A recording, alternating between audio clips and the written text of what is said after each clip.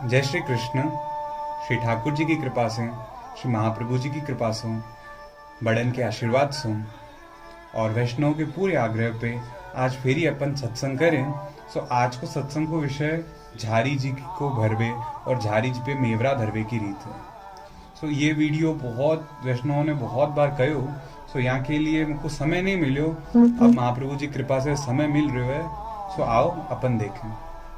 सर्वप्रथम मैं दो बातें बताना चाहूँ जो बहुत सारे वैष्णवों ने मुझसे प्रश्न किए। सो वो कमेंट में जो हते, सो जो पहलो प्रश्न हतो, सो वहाँ में कहो गयो पूछो गयो कि जो श्री आचार्य जी को मुख स्वरूप कहो गयो और पुष्टि मार्ग अंग स्वरूप है पुष्टि सृष्टि, तो ये कैसे? देखो, एक ये भ्रांति को मैं दूर करूं। पहली बात, श्री आचार्य जी ठाकुर जी के मुख स्वरूप नहीं है। आपको तेज अग्नि तेज कहो गयो, वो श्री ठाकुर जी के मुखाग्नि के स्वरूप कहो गयो। तो यहाँ के लिए बाकी श्री आचार्य जी के स्वरूप देखें तो तीन स्वरूप से श्री आचार्य जी विराज रहे हैं। पहले स्वरूप ठाकुर जी खुद। परमानंद दास जी की वार्ता में आवे, वार्ता प्रसंग 1 के अंदर, कि कैसे परमानंद दास जी को श्री आचार्य जी वस्तुतः कृष्ण एव, जो श्री गोसाई जी ने वल्लभाष्टक में उनको वर्णन किया है एक नाम को, तो वहां स्वरूप में दर्शन दिए कि मानो खुद ठाकुर जी हैं।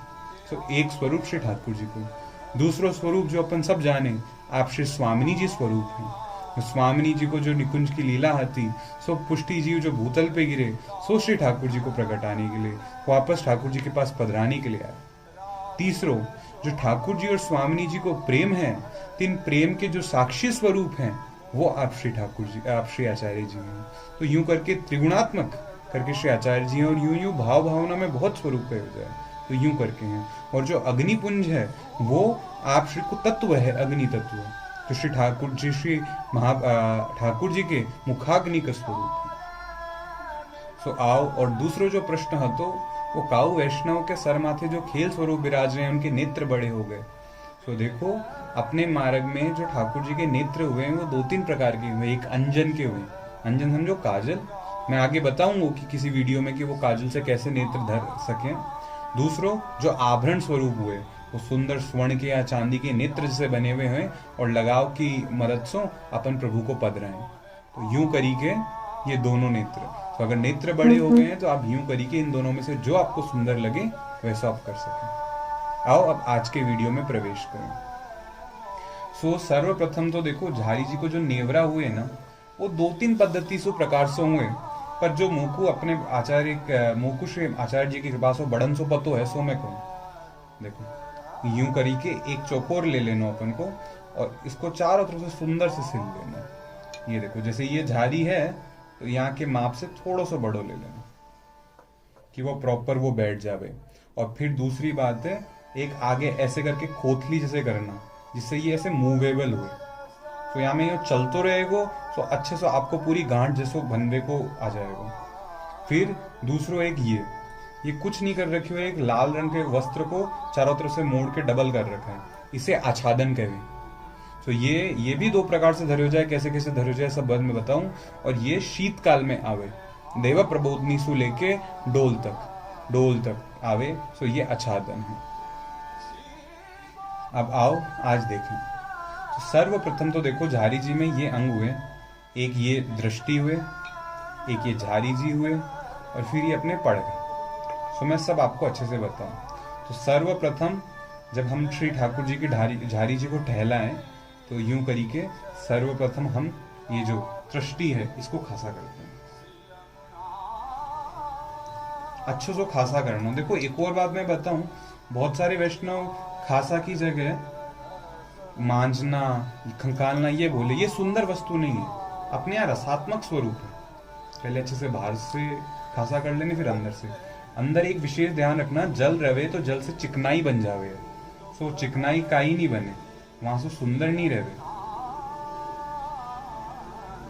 सो यूं करी के हमने पूरे सुख सुंदर से खासा कर लिए। अब ये जो आच्छादन है, इसको कुछ जल को नहीं भी छुआना है, लेकिन ये जो है नेवरा, यहाँ को भी जल को खासा करना है। तो यहाँ को पूरा ऐसे करके निकाल लेना है। कई वैष्णवों के मैंने झारी जी देखी हैं, वो जल में लबालब रहे, ये गलत है, ऐसे नहीं रहती। इसकी सुंदर पद्धति यही है कि बस ये भीनो रहे, ये देख रहे हैं आप, मतलब जल सबरो निकल जावे लेकिन वो शेप ले ले यहाँ ले भीनो रहे। अब देखो सर्वप्रथम क्या करना हमें, ये झारी जैसी उल्टी करी, यहाँ में झारी जी में अब देखो ये ऐसा करी कि जहाँ पे ये मुख है यहाँ तक ऐसे लेके इसको खींच देंगे। ये आप सीधी करके भी ले सकते हैं, मैं दिखावे के लिए यूं करूँ। अब यूं करी के ये देखो ऐसे कर लिया अपन ने। अब यहाँ से यूं बांध दो, कई बांध दे कई बल दे में, जैसा आपको सुंदर लगे। यहाँ में मैंने बोली ना 2-3 पद्धतियां हैं झारी के नेवरे की भी, यहाँ में एक पद्धति मैं आपको बताऊं। ये देखो यूं करके सुंदर आ गया। अब सबसे पहले यहाँ पे तृष्टि जी में हमको पधरा देना। अब हम झारी जी भरेंगे। तो देखो झारी जी भरवे पे अपन यमुनाष्टक को पाठ करें, पर जहाँ से छोटी झारी जी हुए वहां पे यमुनाष्टक को कोई एक श्लोक या यमुनाष्टक को भावना करी के और यूं करना। एवं कयादिका शकल गोपिका संगम तवाष्टकमिदं मुदा पठति सूर सूते। तो यूं करी के अपन ने पढ़ी के यहाँ को भरी। अब यहाँ जल के अंदर भी उष्ण काल के अंदर जो चपटिया हुई है, अपनी ऐसी चपटिया हुई, या तो देखो ये चरी है, ये दशहरा के बाद से जो आवे तो ये ऐसे धातु की आवे, उष्ण काल में चपटिया आवे, मटके की आवे। तो वहां में गुलाब जल और खस को एक जड़ वो पधराई जाए, और वह जड़ से भी फिर छानी के जल लेने हैं।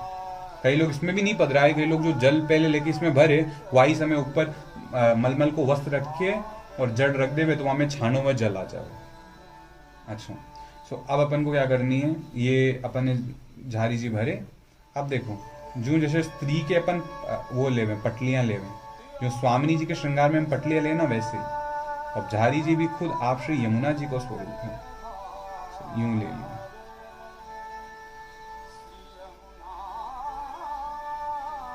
आप देखो जा समय प्रभु को भोग धरेंगे तो वह समय ऐसे साइड कर देंगे, बाकी समय ये इसके ऊपर रहेगा।